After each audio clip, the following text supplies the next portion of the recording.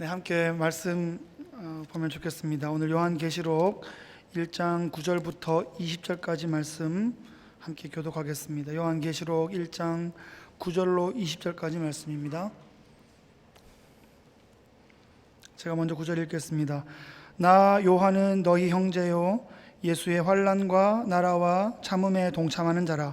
하나님의 말씀과 예수를 증언하였음으로 말미암아 밤모라 하는 섬에 있었더니 주의 날에 내가 성령에 감동되어 내 뒤에서 나는 나팔 소리 같은 큰 음성을 들으니 이르되 네가 보는 것을 두루마리에 써서 에베소, 서머나, 버가모, 두아디라, 사대, 빌라델비아, 라오디게아 등 7교회에 보내라 하시기로 몸을 돌이켜 나에게 말한 음성을 알아보려고 돌이킬 때에 7 금촛대를 보았는데 촛대 사이에 인자 같은 이가 발에 끌리는 옷을 입고 가슴에 금띠를 띠고 그의 머리와 털의 희기가 흰 양털 같고 눈 같으며 그의 눈은 불꽃 같고 그의 발은 풀무불에 단련한 빛난 주석 같고 그의 음성은 많은 물소리와 같으며 그의 오른손에 7 별이 있고 그의 입에서 좌우에 날선 검이 나오고 그 얼굴은 해가 힘있게 비치는 것 같더라.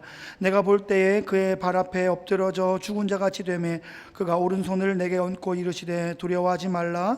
나는 처음이요 마지막이니 곧 살아있는 자라. 내가 전에 죽었었노라. 볼지어다 이제 세세토록 살아있어 사망과 음부의 열쇠를 가졌노니 그러므로 네가 본 것과 지금 있는 일과 장차 될 일을 기록하라. 네가 본 것은 내 오른손에 7 별의 비밀과 또 7 금촛대라. 7 별은 7 교회의 사자요 7 촛대는 7 교회니라. 아멘. 더운 여름 어떻게 잘 지내고 계십니까? 어떻게 여름 어떻게 보내십니까? 집에 자녀들 있으신 분들 방학 잘 보내고 계십니까? 그래요. 애들이 좀 학교를 갔으면 하는 마음이 굴뚝같이 또 들고 있습니다. 그래도 아이들과 좀 이렇게 방학이어서 파더링도 좀 해야 되고 패밀리 타임도 좀 가져야 되고 그래서 뭘 좀 할래 그러면 또 마땅히 많이 놀아본 것도 없고 그래서 그냥 뭐 무비 나잇 해요. 뭐 그냥 그럽니다. 그래서 최근에 영화를 한두 편을 반강제로 보게 되었는데 그게 이제 어벤져스 시리즈 한두 개를 봤습니다. 어른들은 무슨 말씀인지 잘 모르시는 분도 계신데 어벤져스 시리즈가 어떤 거냐 하면 지금까지 역대로 영화 흥행 순위로 물가 상승률을 고려해서 가장 흥행한 순위를 꼽아보면 전문가마다 약간의 차이는 있습니다만 1등을 바람과 함께 사라지다. 이걸 꼽는 분도 있고 이게 빠지는 분도 있어요. 2등은 타이타닉, 세 번째가 아바타 이렇습니다. 이 중에 본 거 2개 이상 있으십니까? 네? 요거 다음이 이제 어벤져스 시리즈가 쫙 붙어 있는 거예요. 이 어벤져스가 시리즈로 돼 있고 지금 돌고 있는 거기 때문에 이 순위를 곧 아바타, 타이타닉 이렇게 이제 넘어올 것으로 예상됩니다.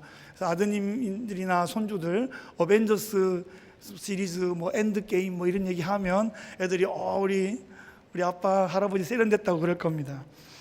어벤져스 공상과학 영화인데요. 지구를 위협하는 외계 생명체에 맞서가지고 아주 지구 특공대의 아주 용맹한 모습을 보여줍니다. 아이들도 좋아하지만 거기에 뭐 아이언맨, 뭐 스파이더맨 이렇게 아주 오래된 맨들이 많이 나오기 때문에 어른들도 꽤 이렇게 팬층이 두텁습니다. 뭐 저는 이제 중간중간에 계속 졸면서 봐가지고 스토리가 잘 꿰어지지 않고요. 영화가 꽤 길어요. 2-3시간씩 돼요. 중간에 계속 이제 코 골면 옆에서 찌르고 이제 그렇게 해서 봤는데 또 이게 보고 나면 이해가 잘 안 돼요. 왜 안 되냐 그러니까 그 전편을 봐야 된대. 그리고 그 각각에 나오는 그 영웅들의 원래 이야기가 있잖아요. 그걸 또 봐야 된대요. 그러니까 이거는 이 어벤져스 시리즈는 끝나서 끝난 게 아니에요. 복고풍으로 옛날 10년 전 영화를 또 찾아보게 되는 이제 그런 판입니다. 오늘 서러운 시간에 뭐 많은 걸 배우신 것 같습니다. 눈이 초롱초롱. 하여튼 얼마 전에 본 게 뭐 지구가 한순간에 터졌다가 시간을 거슬러 가서 그 터진 걸 다시 꾸매고 막 이런 희한한 이야기를 하고 있습니다. 요한계시록을 보면 하늘이 열리고 땅이 갈라지고 우주가 날아가고 사람의 반이 죽고 뭐 이런 얘기들이 막 펼쳐지거든요. 그러니까 이제 어벤져스 영화 시리즈는 요한계시록에 있는 이미지들을 이제 갖고 오거나 거기서 배우거나 영감을 얻었을 것이 분명합니다. 공상과학 영화 시나리오의 조상 같은 이 요한계시록은 우리의 신앙과 우리의 신학에 어떤 영향을 주고 있을까요? 우리는 요한계시록을 어떤 마음으로 읽고 어떤 마음으로 적용해야 할까요? 오늘 요한계시록 1장을 함께 살펴보겠습니다. 1절 말씀 보시면 예수 그리스도의 계시라 이는 하나님이 그에게 주사 반드시 속히 일어날 일들을 그 종들에게 보이시려고 그의 천사를 그 종 요한에게 보내어 알게 하신 것이다. 저자는 예수 그리스도이시고 요한은 이 계시를 전해받은 종입니다. 이 1절에 모든 순서가 나오고 있는데 하나님이 예수님께 알려주시고 예수님께서 천사에게 알려주시고 이 천사가 요한에게 알려주고 요한이 각 교회로 편지를 쓰고 있습니다. 반드시 속히 일어날 일이라는 것은 일어나야만 하는 일, 이게 헬라어로 데이라는 게 있는데요, 데이라는 말은 반드시 일어나야 된다라는 뜻이에요. 그걸 꼭 일어나야 된다 그래서 데이가 나오면 하나님의 꼭이라고 우리가 이제 별명을 붙이고 그렇게 공부했습니다. 하나님의 꼭이 일어납니다. 근데 이 일이 언제 일어나느냐? 속히 일어난다 그랬죠. 속히. 이 속히 일어난다는 말이 앞으로 미래에 속히 온다는 말이 아니라 신약 성경의 속히라는 말은 종말이라는 뜻입니다. 이 종말이라는 말이 이제는 웬만큼 아시죠? 나중에 종말이 뒤에 오는 것이 아니라 예수님의 초림부터 재림 사이를 종말이라고 합니다. 그러니까 그 종말 시대는 교회 시대고 교회 시대는 성령 시대고 우리는 종말 시대를 살아가고 있는 종말 성도들인 것입니다. 그러니까 지금 요한을 통해 주는 이 계시의 말씀을 지금 종말 시대를 살아가는 교회가 듣고 읽고 깨닫고 준비하는 것은 신앙생활에 매우 유익하다는 것입니다. 교회가 이것을 미리 알고 겪는 것과 전혀 모르고 겪는 것은 판이하게 상황이 다를 것이기 때문입니다. 그러니까 요한계시록을 이해하면 오늘날 교회가 겪어가고 있는 이 상황의 의미를 이해하게 됩니다. 2절 말씀 보시면 요한은 하나님의 말씀과 예수 그리스도의 증거 곧 자기가 본 것을 다 증언하였느니라. 잘 보세요. 하나님의 말씀과 예수님이 지금 보여주신 것을 같이 증거하는 거예요. 이게 정말 중요합니다. 하나님의 말씀은 뭡니까? 성경 66권이죠. 요한계시록을 지금 쓰고 있으니까 성경 65권. 그러니까 구약의 모세의 율법과 시편의 글과 선지자의 글들, 그러면 구약 성경이잖아요.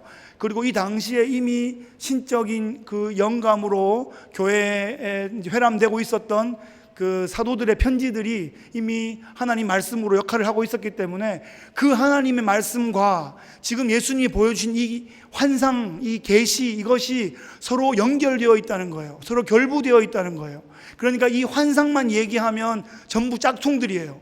환상만 얘기하는 건 이단들이에요. 이 요한계시록의 환상이 성경 말씀과 어떻게 연결되어 있는지를 그 말씀 속에서 이해되고 해석되고 그렇게 풀어주지 않으면 이것은 가짜일 확률이 높습니다. 왜냐하면 요한계시록은 66번째 책이기 때문입니다. 성경의 결론이란 얘기죠. 그래서 결론이기 때문에 반드시 요한계시록을 보아야 하고 요한계시록을 이해하기 위해서는 앞에 있는 65권 책들을 자꾸 다시 돌아가 들여다보아야 그 66권째에 있는 계시록의 말씀을 바로 이해할 수 있습니다. 창세기의 첫 2장에 아주 영광스러운 창조가 나오는데 계시록 마지막 2장은 그 첫 창조보다 더 화려하고 더 영광스러운 새하늘 새 땅, 새 창조의 피날레로 끝나게 되어 있습니다. 영화를 처음부터 봐야 이제 이해가 되는 것처럼 아까 말씀드렸던 어벤져스 시리즈도 처음부터 다시 돌아가서 또 보는 것이고, 제가 그 엔드게임을 봤는데 이해가 잘 안 돼 하니까 그 앞에 있는 인피니티 워를 봐야 된다 그러더라고요.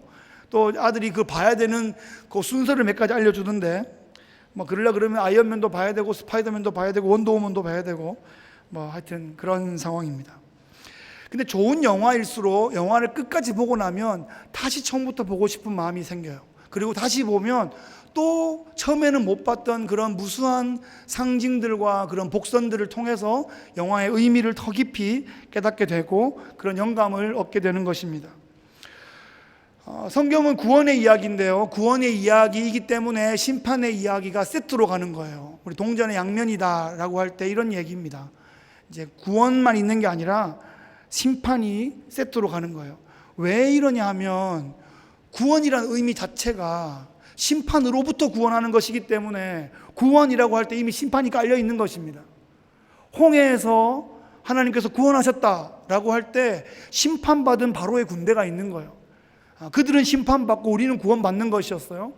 6월절 그 패스오버 데이에 죽음의 천사로부터 구원받았다, 그걸 직격탄으로 맞아서 심판받는 사람이 있기 때문에 우리가 패스오버 구원받았다라고 하는 것입니다. 그러니까 이 계시록에 나오는 심판의 이야기는 하나님 백성들에게 해당되는 이야기는 아닌 거예요. 그래서 그걸 보고 막 두려워하고 그러면 안 돼요. 계시록의 핵심적인 컨셉은 고난 중에 있는 백성들에게 소망을 주고 위로하고 격려하기 위해서 쓴 그런 편지인 것입니다.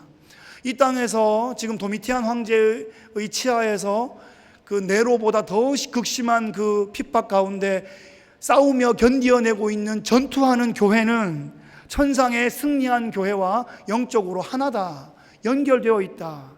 전투하는 교회는 승리하는 교회이다. 이것을 알려줌으로써 우리 끝까지 견디자 하는 그 소망과 확신을 주고 있는 그런 글입니다. 요한계시록에 우리가 좀 이렇게 SF 영화처럼 보이는 그 부분이 인나팔 대접 이 심판 시리즈거든요. 인나팔 대접 심판 시리즈로 이 뒤로 가면서 점점점 심화되고 강화되어 갑니다. 그리고 그 마지막 그 세 개의 시리즈가 끝나고 나면 큰 성 바벨론이 무너지게 됩니다. 그것이 요한계시록의 중간에 있어요.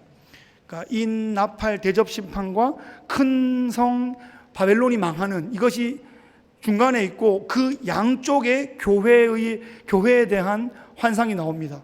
그러니까 첫 번째 부분에 7 교회에 대한 환상이 나오고, 그리고 세상에 대한 심판, 그리고 마지막에 영광스러운 교회의 승리. 그러니까 지상교회와 천상교회가 마지막에 나오고 이 안에 심판 시리즈가 나오는 거예요. 그러니까 우리는 여기 해당되는 것이 아니고 지상교회에서 승리하여 천상교회로 승귀되는 이제 그것이 우리 교회의 모습인 것입니다. 3절 말씀 보시면 이 예언의 말씀을 읽는 자와 듣는 자와 그 가운데 기록한 것을 지키는 자가 복이 있다, 이렇게 말하고 있어요. 읽는 자는 성경을 봉독하고 그 성경을 풀어서 해석해 주는 설교자를 말하고요, 그것을 함께 듣고 그것을 지키는 온 교회가 복이 있다, 이렇게 말씀하고 있습니다.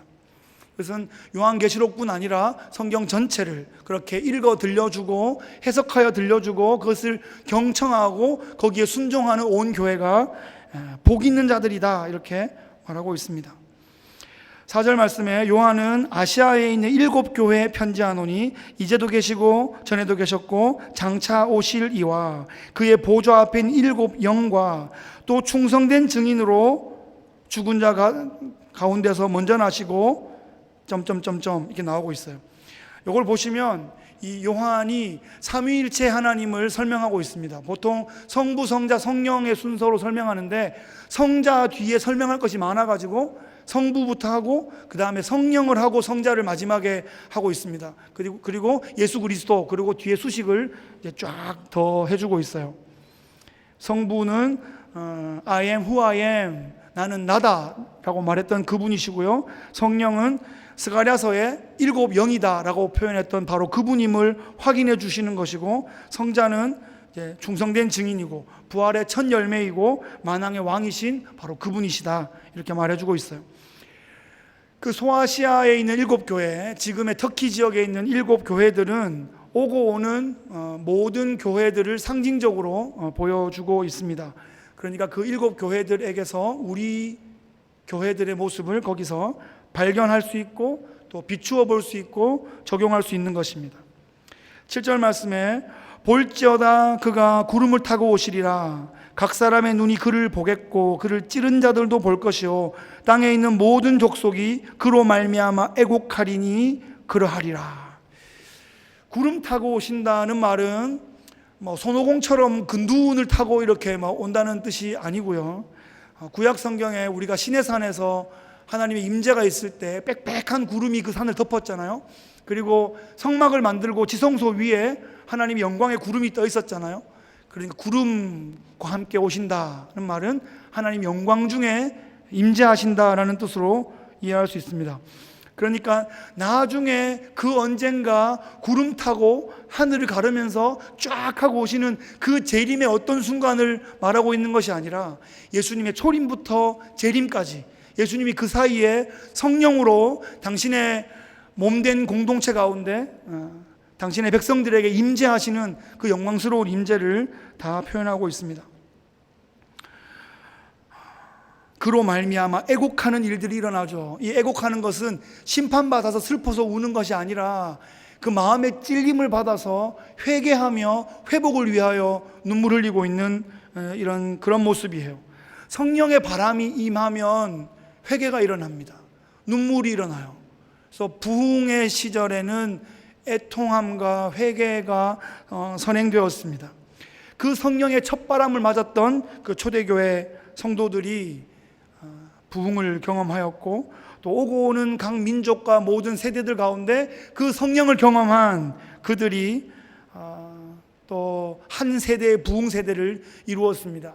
우리 조국 대한민국도 그렇게 우리 조국 가운데 불어닥친 성령의 바람들을 우리가 경험하였고 또 세계 교회를 또 섬기고 있고 또 다음 세대를 세우는 그런 하나님의 강력한 은혜를 경험하였습니다.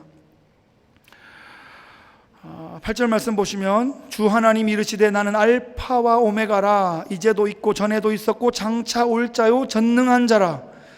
알파와 오메가 처음과 끝이죠. 모든 것을 다 주관하시고 초월하시고 완성하시는 그런 분이십니다. 이 8절까지가 요한계시록의 서론인데요, 이 서론을 마무리하면서 마치 하나님의 사인을 인장 도장을 꽝 찍는 것처럼 나는 이러이러한 존재이기 때문에 앞으로 내가 보여주는 모든 계시는 확실하고 진실하다 이렇게 알려주고 계십니다. 이렇게 말할 수 있는 사람이 누가 있겠습니까? 오직 하나님밖에 없으신 겁니다. 9절 말씀 보겠습니다. 나 요한은 너희 형제요 예수의 환난과 나라와 참음에 동참하는 자라. 하나님의 말씀과 예수를 증언하였으므로 말미암아 밤모라 하는 섬에 있었더니. 요한계시록은 4개의 환상으로 구성되어 있는데 지금 읽은 이 부분이 첫 번째 교회의 환상 중의 전반부입니다. 그러니까 앞으로 7교회에 대한 환상을 곧 보여주겠다라고 하면서 예수님이 어떤 분으로 요한에게 나타났는가 하는 이제 그 모습이 나오고 있는데, 지금 요한이 밤모라는 섬에 귀양 가 있는 겁니다. 나이는 90세 정도 되어서요. 그 밤모 섬에는 큰 채석장이 있었다 그래요. 그래서 노동교화형을 주로 선고받고 올 초에 오셨던 임현수 목사님도 북한에서 종신 노동교화형을 하시고 몇 년 하셨잖아요. 그런데 요한은 나이가 90이 넘어서 교화형까지는 하지 않고 밤모섬에 몇 년간 이제 귀향을 가 있었습니다. 그래서 그날 그렇게 있다가 10절 말씀에 보시면 주의 날에 내가 성령에 감동되어 뇌 뒤에서 나는 나팔 소리 같은 큰 음성을 들었습니다. 주의 날은 어떤 날일까요? 주일입니다. 주일. 우리가 아는 주일, 안식 후 첫날 예수님 부활하신 날, 그날 예수님 제자들이 또 제자들의 공동체가 초대교회가 그날 모여서 주님의 말씀을 기억하고 성만찬을 나누고 기도하고 예배하고 그렇게 초대교회부터 그렇게 시작되었습니다. 그래서 우리는 그 전통에 따라서 예수님 부활하신 주일날 교회가 모여서 예배하는 것입니다. 아직까지 토요일 안식일을 고집하면 진정한 안식이 예수님의 부활 때문에 우리에게 오게 되었다는 것을 아직 깨닫지 못했거나 그것을 무시하거나 망각하는 행위인 것입니다. 안식은 가만히 누워 쉬는 게 아니라 안식은 우리 영혼이 살아난 날인데, 그것은 죄로 인해서 이미 죽게 된 우리를 부활을 통해서 구원해 주신 바로 그 예수님, 바로 그 부활의 날을 우리가 기념하여 주일날 모이고 있습니다. 그래서 요한이 주일날 아침에 홀로 반모섬의 어느 동굴에서 홀로 예배하고 있습니다. 갈릴리에서 우리에게 전해준 주님의 말씀들을 기억하고 그 팔복의 말씀들을 기억하고 또 예루살렘에서 예수님의 십자가를 기억하고 부활 후에 갈릴리에서 전해주신 예수님의 마지막 지상명령, 그런 사명들을 기억했을 것입니다. 친구인 제자들은 전부 다 순교했고 혼자 30여 년을 살아남아서 이제 곧 천국에 입성하여 친구들을 만나고 주님 만날 준비를 하고 있는 것이에요. 주일날 아침에 홀로 찬양하고 기도하고 믿음을 선포하고 그러고 있는 찰나에 바로 그 시간에 성령께서 요한에게 임재하신 겁니다. 감동과 전율이 그의 전신을 휘감았습니다. 여러분, 예배하다가 찬양하다가 기도하다가 말씀 듣다가 이런 성령의 감동하심을 입어보신 경험, 기억이 있으십니까? 성령님은 우리의 예배 가운데 임재하시고 예배하는 예배자들을 그렇게 성령의 감동으로 일으켜 주시기를 기뻐하십니다. 이 맛을 보고 경험한 사람들이 예배자로 세워지는 것이죠. 예배는 희생하는 게 아니에요. 여러분, 희생적으로 이 자리에 오셨습니까? 좋아서 오신 거잖아요. 아니에요. 그 예배의 맛을 알기 때문에, 그 찬양의 기쁨을 알기 때문에, 그 말씀 앞에 나를 불러주시고 기도로 나를 이끌어주시는 성령님께 나를 맡기는 것이 기쁨이 되고 감사가 되기 때문에 나오시는 거잖아요. 그죠? 그래서 예배자는 그렇게 성령에 감동된 한 사람 한 사람의 그런 예배자가 성령을 통해서 세워져 가는 것입니다. 내가 성령에 감동되어, 이 말이 원어로 엔 푸뉴마티라는 말인데, 내가 성령에 감동되어 라는 말이 요한계시록에 몇 번 나올까요? 몇 번 나올까요? 제가 복선을 깔아드렸는데 4번 나와요. 4번.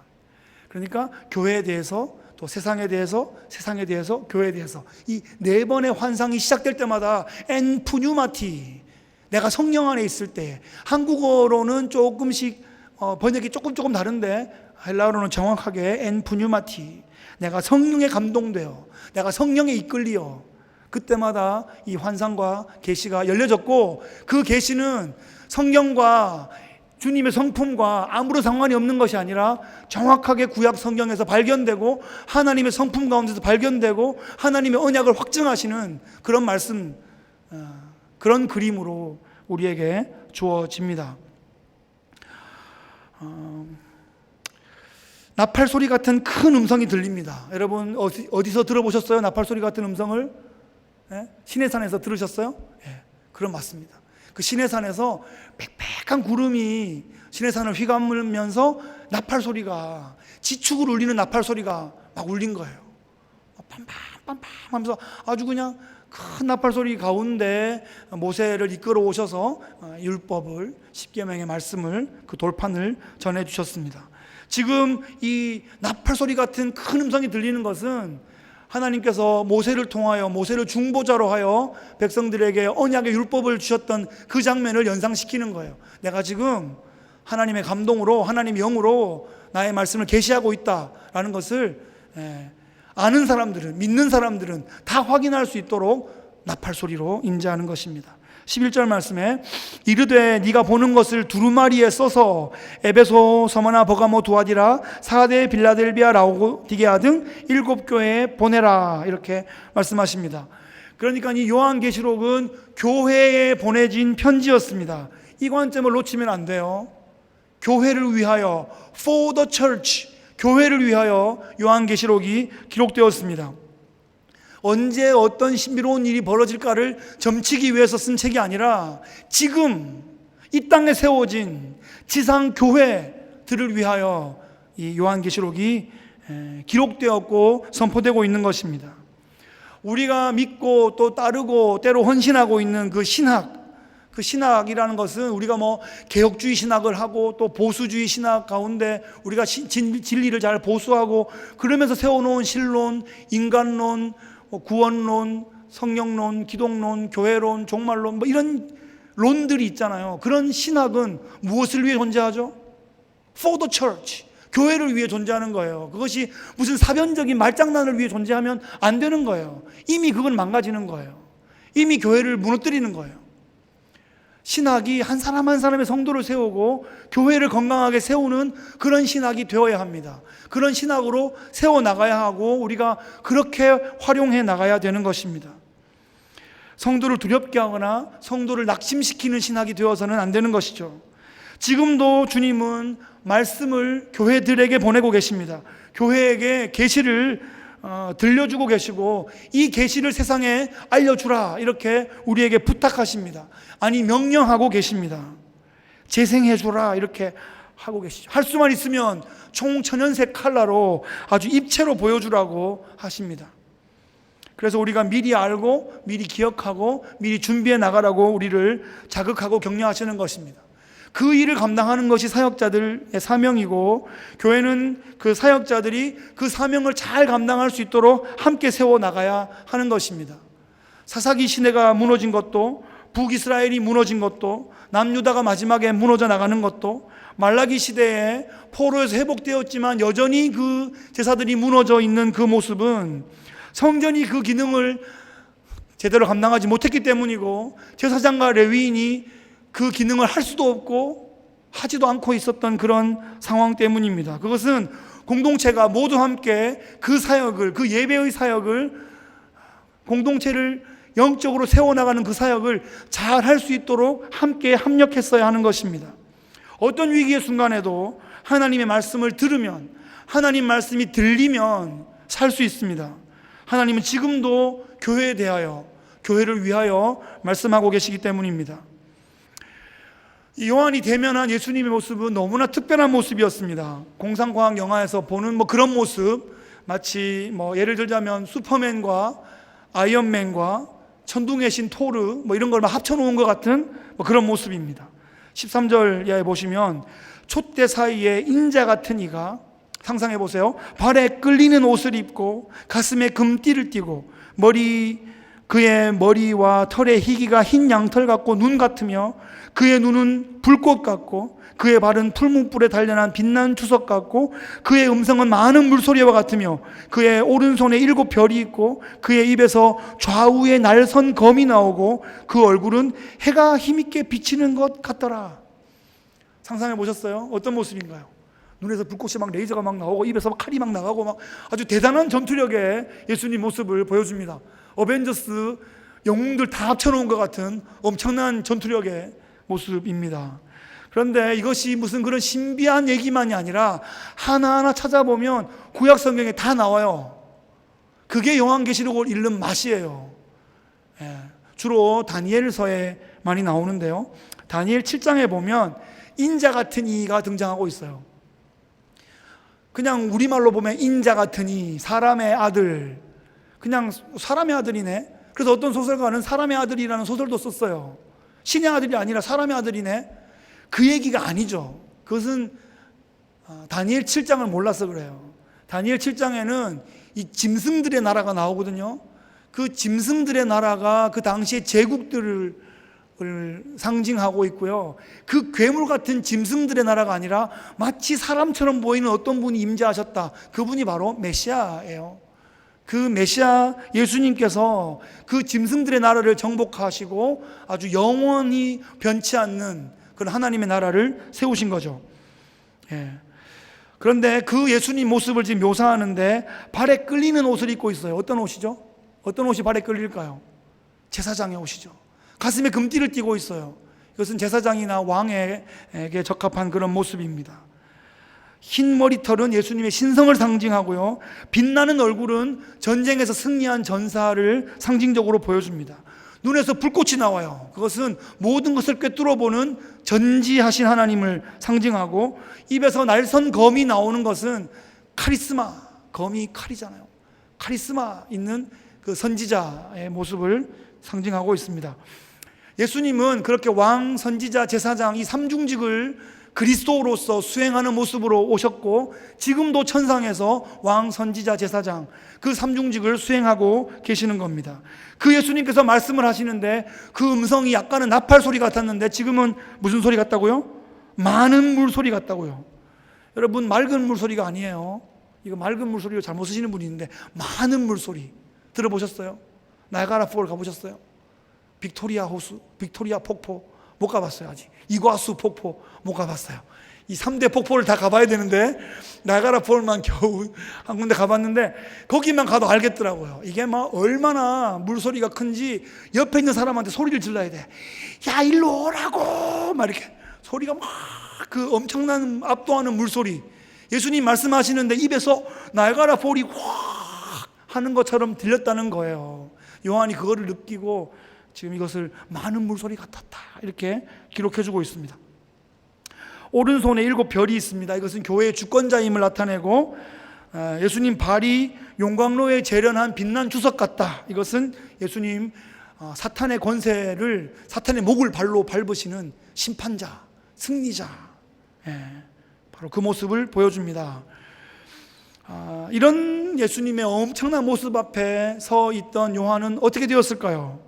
17절 이하를 보시면, 내가 볼 때에 그의 발 앞에 엎드려져 죽은 자 같이 되매 그가 오른손을 내게 얹고 이르시되 두려워하지 말라. 나는 처음이요 마지막이니 곧 살아있는 자라.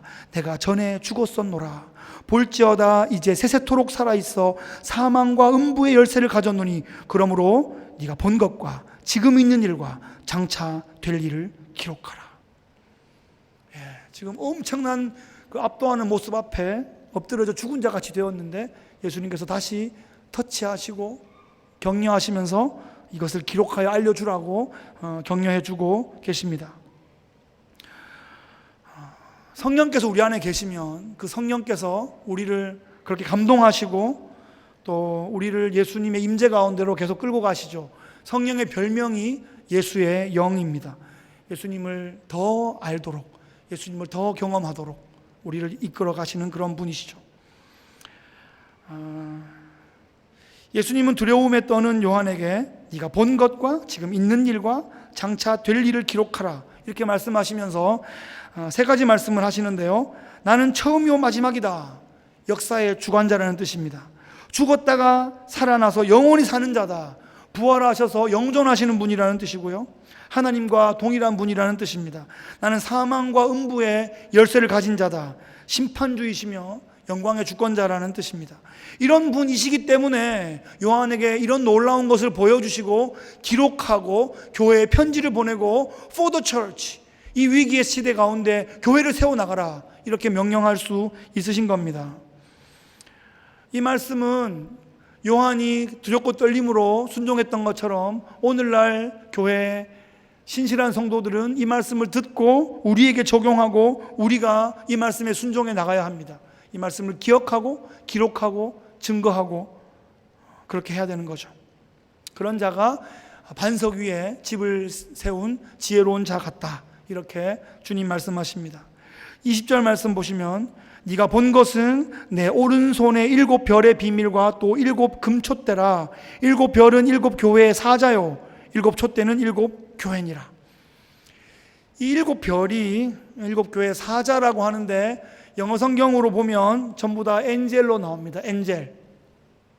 그러니까 이 엔젤을 만약에 메신저다 이렇게 사자 그 메신저로 번역을 한다면 교회를 대표하고 또 공동체의 복음을 증거하는 그런 사역자를 뜻할 수 있는데, 그 말 그대로 천사다 이렇게 본다면 교회를 천상적인 존재로 의인화해서 별이다 이렇게 표현할 수 있습니다.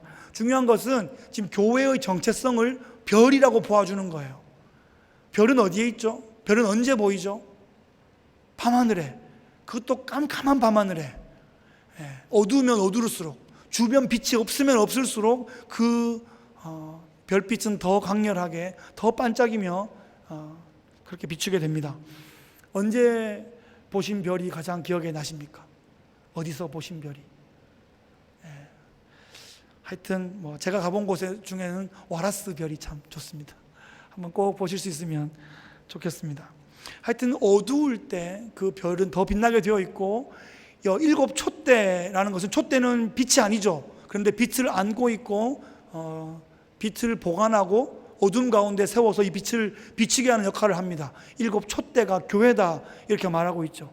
이건 촛대도 어둠 가운데 나가서 빛을 비추는 것이고, 별도 어두운 밤하늘에서 빛을 비추는 것입니다. 이것이 교회의 사명이다 말씀이죠. 어쩌면 어두울수록 그 사명이 더욱 빛나게 되는 것입니다. 말씀을 정리하겠습니다.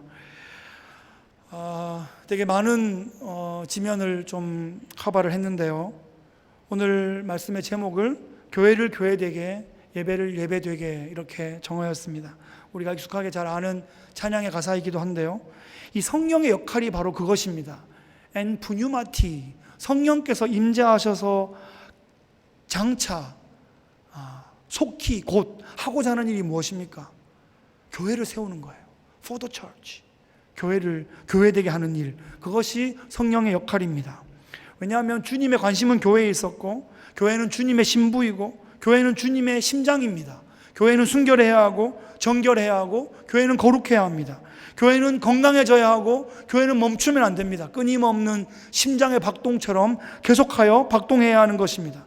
교회는 주님과 항상 대화해야 하고, 주님의 마음을 잘 받아서 세상과 시대와 함께 소통하고 함께 시대를 섬겨야 하는 것입니다. 교회는 주님과 함께 언약을 맺었습니다. 사랑과 헌신의 언약을 맺은 것이죠.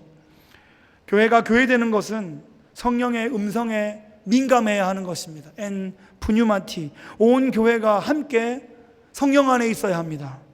성령의 음성에 민감하고 성령의 가르침에 함께 순종해 나가야 합니다. 기도도 우리가 성령 안에서 하고, 찬양도 성령 안에서 하고, 우리가 안내를 하고 봉사를 해도 성령 안에서 하는 것입니다.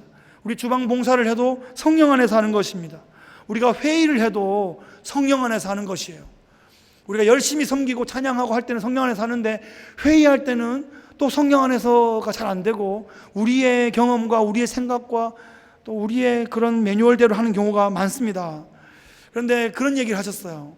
유명한 목사님이, 빌 하이벨스 목사님이 교회를 개척하시고 교회가 계속 커져가는 동안 자기의 리더십이 점점 더 강력해지면 질수록 시간적으로 또 자기 역할적으로 자기에게 많이 늘어난 것이 회의래요.